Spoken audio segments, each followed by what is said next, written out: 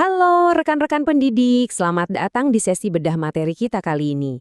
Nah, hari ini kita bakal seru-seruan membedah gimana sih caranya menyulap pelajaran IPA yang kadang jujur aja terasa kaku dan cuma jadi syarat kelulusan, menjadi sebuah petualangan belajar yang benar-benar nempel di kepala siswa-siswi kita.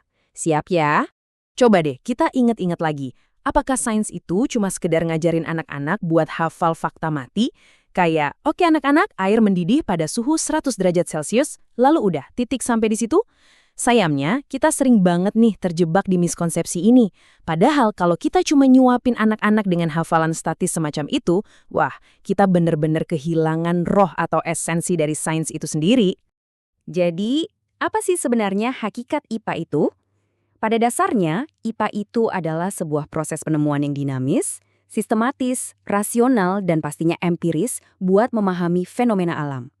Jadi tolong buang jauh-jauh bayangan kalau IPA itu cuma semacam ensiklopedia tebal yang isinya kumpulan teori. Bukan.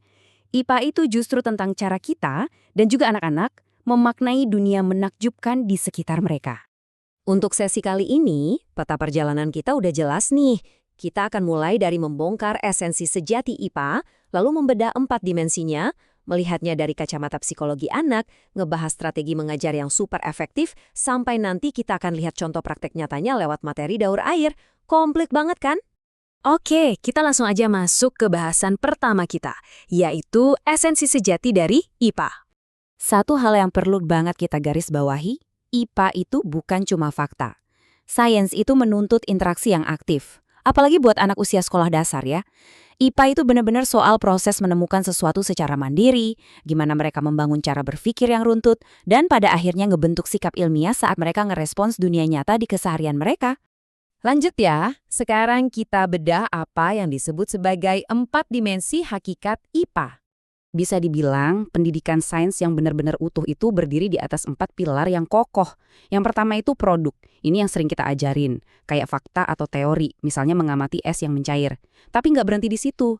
Ada pilar kedua, yaitu proses. Gimana metode anak-anak buat dapat pengetahuan itu? Kayak waktu kita nyuruh mereka eksperimen nanam kacang di tempat terang lawan tempat gelap. Terus yang ketiga ada sikap. Nah ini soal karakter ilmiah ya. Misalnya pas bereksperimen dengan magnet, anak-anak diajarin buat mencatat hasil dengan jujur. Dan terakhir, aplikasi. Gimana ilmu itu dipakai di dunia nyata? Kayak bikin poster hemat energi gitu. Keempat pilar ini benar-benar harus jalan bareng. Kalau kita zoom in lagi ke pilar proses, kita bakal sadar kalau sains itu sebenarnya adalah sebuah kata kerja. Buat anak SD, metode ilmiah nggak perlu dibikin ribet. Mulai aja dari mengamati dan bertanya. Terus ajak mereka bikin tebakan pintar alias hipotesis. Abis itu cobain deh eksperimennya. Dari situ bimbing mereka buat menarik kesimpulan. Dan yang paling seru, dorong mereka untuk berani menceritakan atau mengomunikasikan apa yang udah mereka temukan. Dan tolong jangan lupain pilar sikap. Ini menurut saya luar biasa penting. Bayangin nih, anak-anak lagi main eksperimen magnet. Ternyata hasilnya meleset banget dari tebakan awal mereka. Biasanya kan mereka panik ya, takut disalahin. Tapi kalau di momen itu kita ajarin mereka untuk tetap jujur, nyatet datanya apa adanya tanpa takut salah, wah secara nggak langsung kita tuh lagi ngebangun fondasi karakter dan integritas mereka seumur hidup loh. Keren banget kan?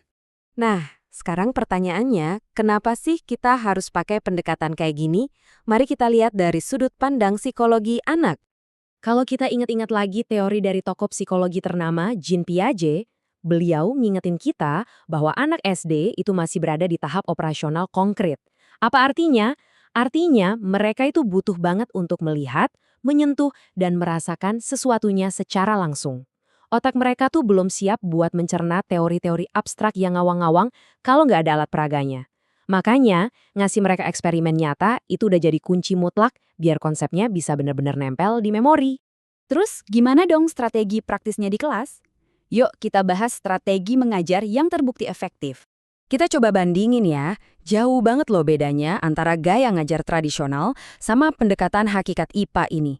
Cara lama yang kaku itu kan cuma nyuruh siswa duduk diem, dengerin kita ceramah pasif, terus ngapalin fakta. Bosenin banget pasti. Nah, sebaliknya, pembelajaran sains yang bener itu harusnya berbasis inquiry. Kita ajak mereka aktif mencari tahu yang pastinya bakal memicu keterampilan berpikir tingkat tinggi, atau yang sering kita sebut HOTS. Jadi mereka belajar menganalisis hubungan sebab akibat, bukan cuma sekedar beon niruin jawaban. Biar pelajaran yang kita rancang sukses besar, coba deh checklist 4 hal ini waktu bikin persiapan. 1. Pastikan pembelajarannya berbasis inquiry. Biarkan anak-anak yang jadi detektifnya. Biarkan mereka aktif. 2. Selalu gunakan media konkret. Bawa benda aslinya ke kelas. 3. Bikin pembelajarannya kontekstual, alias nyambung sama kehidupan mereka sehari-hari. Dan 4. Kembangin soal-soal atau pertanyaan analitis yang melatih HOTS. Oke, teori udah, strategi juga udah. Sekarang, yuk kita bongkar contoh praktek nyatanya di kelas.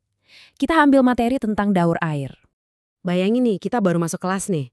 Daripada langsung nulis judul materi gede-gede di papan tulis, mending kita kasih pancingan apersepsi. Tanyain ke anak-anak, anak-anak, kalian merhatiin gak sih kenapa ya genangan air di jalan sehabis hujan itu tiba-tiba bisa hilang secara misterius waktu matahari lagi bersinar terik? Wah, pertanyaan yang dekat sama keseharian kayak gini, udah pasti bakal langsung nyamber rasa ingin tahu alami mereka. Begitu mereka penasaran, langsung aja ajak bereksperimen. Nggak usah ribet, bikin aja miniatur daur air pakai wadah tertutup. Biarin mereka ngeliatin dan diskusi sendiri. Kok bisa sih ada titik-titik air di bagian penutupnya? Nah, dari situ baru deh kita masuk sebagai fasilitator. Bimbing mereka buat nemuin sendiri apa itu konsep penguapan dan pengembunan. Ini benar-benar jadi momen refleksi, di mana mereka ngelihat siklus alam terjadi tepat di atas meja kelas mereka sendiri. Coba perhatiin. Cuma dari satu aktivitas daur air yang simple ini, keempat dimensi hakikat IPA tadi langsung menyatu dengan mulus loh. Secara produk, anak-anak jadi paham konsep daur airnya. Secara proses, mereka berlatih menjalankan eksperimennya. Dari sisi sikap, mereka dilatih buat teliti dan jujur pas ngamatin wadahnya. Dan buat aplikasinya, kita bisa selipin obrolan santai buat numbuhi kesadaran mereka melindungi lingkungan kita. Komplit kan? Semuanya terangkai cantik dalam satu pelajaran. Jadi, rekan-rekan, pada akhirnya, apa sih tujuan utama kita? Tugas kita sebagai pendidik itu jauh lebih besar daripada sekedar transfer fakta atau ngasih nilai di rapot. Kita itu sebenarnya lagi ngebimbing anak-anak biar mereka mampu berpikir secara ilmiah, lalu bertindak secara ilmiah, dan pada akhirnya sanggup menerapkan pengetahuan itu ke kehidupan nyata mereka kelak.